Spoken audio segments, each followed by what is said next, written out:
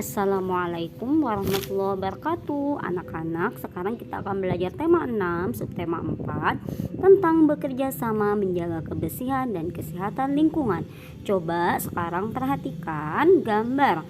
Pada gambar terlihat orang sedang melakukan kerja bakti. Perhatikan ya teks berikut yang akan Bu Guru bacakan. Sore hari, turun hujan disertai angin. Pohon berputar-putar ditiup angin. Pohon di dekat rumah Udin patah. Daun-daun berserakan. Orang-orang bekerja bakti. Mereka membersihkan lingkungan. Udin mengajak Edo bekerja bakti.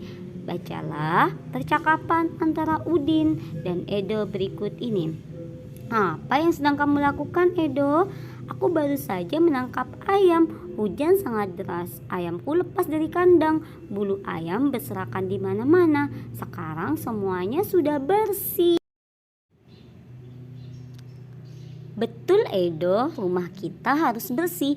Edo, pohon di dekat rumahku patah. Orang-orang sedang bekerja bakti. Aku ingin mengajakmu bekerja bakti. Wah, kebetulan sekali, tugasku sudah selesai, rumahku sudah bersih. Aku pamit ibuku dahulu ya, anak-anak. Dari percakapan ini kita tahu bahwasannya kita wajib menjaga kebersihan lingkungan. Mengapa? Agar nyaman untuk ditinggali dan beraktivitas. Jadi semuanya wajib menjaga kebersihan lingkungan. Nah, untuk selanjutnya silakan dibuka halaman 84 ya. Kita akan belajar kalimat pemberitahuan.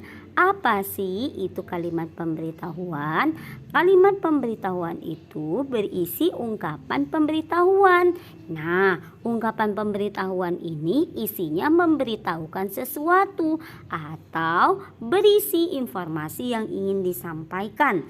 Jadi anak-anak, kalimat pemberitahuan itu bertujuan untuk memberitahu kita sesuatu. Contohnya, Buyung dan Kak Intan peduli lingkungan sekitar. Nah, itu adalah contoh kalimat pemberitahuan. Nah, kalimat ini memberitahu kita bahwa Buyung dan Kak Intan peduli terhadap lingkungan sekitar. Coba di sini diperhatikan pada buku kalian halaman 84 ya. Di sini juga ada kalimat pemberitahuan bahwasanya keluarga Lala sangat menjaga kebersihan. Nah, ini memberitahu kita bahwasanya keluarganya Lala itu sangat menjaga kebersihan. Artinya kalau sangat menjaga kebersihan, tidak suka kotor. Mereka selalu menjaga kebersihan yang ada di rumah kita.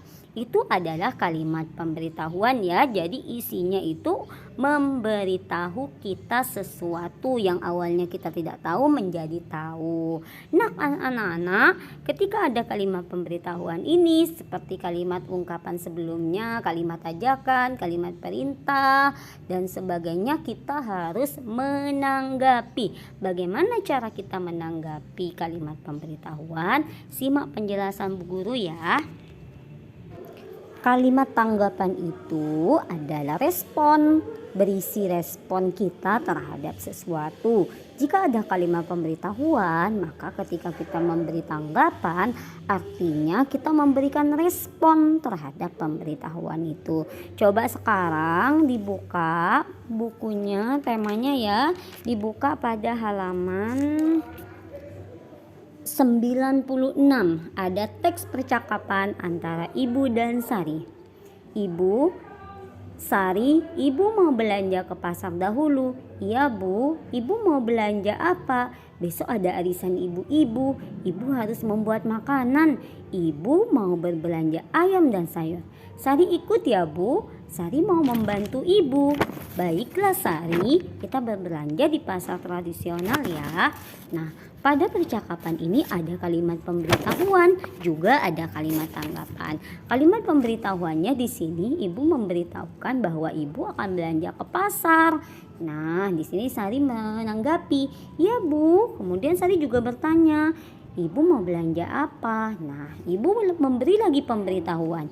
Besok ada arisan ibu-ibu, jadi ibu harus membuat makanan. Ibu mau berbelanja ayam dan sayur. Karena besok itu ibunya Sari ada arisan, ibu-ibu, maka ibunya Sari mau berbelanja ayam dan sayur untuk membuat makanan. Nah, di sini Sari memberi tanggapan. Sari ikut ya Bu, Sari mau membantu ibu. Baiklah Sari, kita berbelanja di pasar tradisional. Jadi kalimat pemberitahuannya di sini pada percakapan memberitahu bahwa ibu akan ke pasar untuk berbelanja karena akan ada arisan ibu-ibu dan ibunya Sari mau membuat makanan sehingga harus berbelanja ayam dan sayur. Nah, di sini Sari memberi tanggapan kalau Sari pengen ikut untuk membantu ibunya. Paham? Bisa dipahami tentang kalimat pemberitahuan dan tanggapan. Kalau sudah paham, kita lanjut pada pembelajaran PJOK ya anak-anak. Coba sekarang anak-anak perhatikan gambar ya. Pada gambar terdapat ayam. Pernahkah anak-anak melihat ayam? Pernahkah anak-anak mengamati gerakan apa saja yang dapat dilakukan oleh ayam? Nah, sekarang dibuka bukunya halaman 87 ya. Kita akan belajar gerakan ayam. Ayam memiliki 3 gerakan, yaitu yang pertama adalah berjalan, yang kedua adalah berlari, yang ketiga adalah meloncat. Jadi ayam bisa melakukan 3 gerakan. Tidak hanya itu ya, ayam juga bisa mengepakkan sayap, akan tetapi fokusnya kita di sini kita akan membahas gerakan ayam dengan bertumpu pada kaki, yaitu berjalan, berlari, dan meloncat. 3 gerakan ayam ini anak-anak bisa kita jadikan gerakan untuk melakukan olahraga. Sekarang anak-anak bisa diperhatikan ya bukunya pada halaman 94. Gerakan ayam berjalan, berlari, dan meloncat ini merupakan salah satu gerak yang bisa membuat tubuh menjadi sehat ya. Nah, anak-anak, ketiga gerakan ini sangat bermanfaat untuk melatih kekuatan otot kaki kita, terutama gerakan meloncat.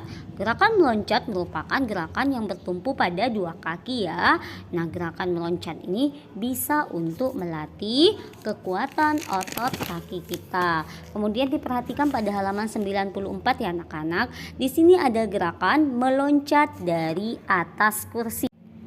Ketika melakukan gerakan meloncat dari atas kursi, kita membutuhkan kursi kayu dan matras serta peluit ya anak-anak jika dilakukan berkelompok. Akan tetapi jika kita sendirian maka kita tidak perlu peluit. Mengapa kita membutuhkan matras? Karena ketika semisal anak-anak meloncat dan tidak sengaja terjatuh, itu tidak menimbulkan cedera dan luka ya, karena kita akan jatuh ke atas matras. Nah, yang pertama anak-anak mempersiapkan dulu peralatannya, yaitu kursi kayu, matras, dan peluit. Kemudian di sini anak-anak bisa berdiri di atas kursi.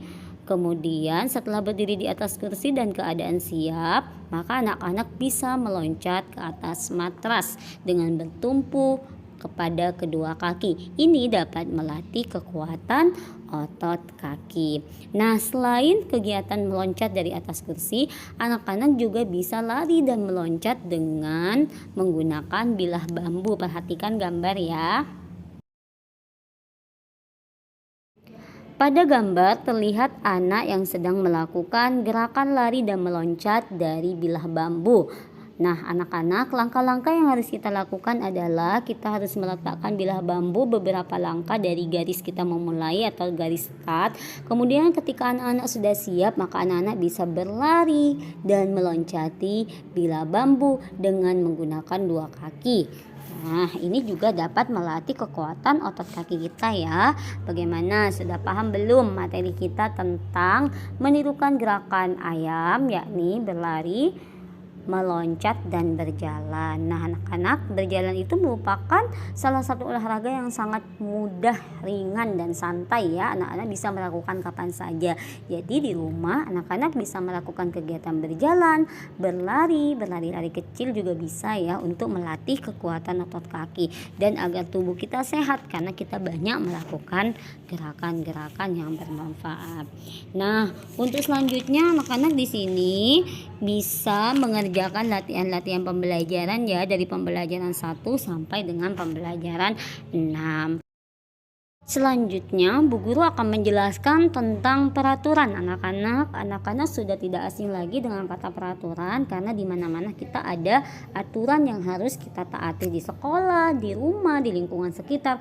Ada aturan yang harus kita taati. Nah, pada halaman 101 anak-anak akan belajar tentang peraturan. Peraturan itu ada dua anak-anak, ada peraturan tertulis, ada juga yang peraturan lisan. Contohnya peraturan lisan itu seperti apa anak-anak?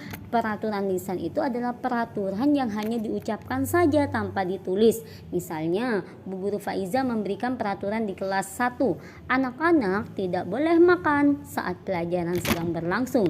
Jika ada anak yang melanggar maka akan menerima hukuman dari Bu Guru Faiza. Nah, Bu Guru menyampaikan kepada anak-anak tapi tidak menuliskan. Itu namanya adalah peraturan lisan. Sementara ada juga yang peraturan tertulis, yaitu peraturan yang ditulis serta ditempel agar bisa dilihat, diingat dan juga dipatuhi oleh orang yang berada di tempat itu. Contohnya misalnya di tempat umum ada peraturan jangan menginjak rumput yang ada di taman. Nah, artinya peraturan ini melarang kita untuk menginjak rumput yang ada di taman itu. Atau misalnya anak-anak sedang berjalan mengendarai motor, kemudian di jalan ada plang tertulis jangan melewati tempat ini karena ada kegiatan keagamaan. Nah, artinya anak-anak tidak boleh lewat di tempat itu. Bagaimana paham dengan penjelasan Bu Guru? Nah, di sini anak-anak untuk kegiatan menghitung kita sudah menghitung dari angka 1 sampai dengan angka 40 kemarin ya. Untuk halaman 94 cara membuat topi bulu ayam, insya Allah besok kita akan praktek. Anak-anak bisa baca cara-caranya ya pada halaman 94 sampai dengan 95. Anak-anak juga bisa membaca cara menghias pensil menggunakan bulu kemoceng atau bulu ayam. Jadi bulu kemoceng itu berasal dari bulu ayam atau angsa ya. Itu bisa kita gunakan untuk membuat kerajinan tangan seperti misalnya menghias pensil. Anak-anak bisa lihat pada halaman 85. Nah, sekian dulu pembelajaran dari Bu Guru, semoga bermanfaat. Assalamualaikum warahmatullahi wabarakatuh.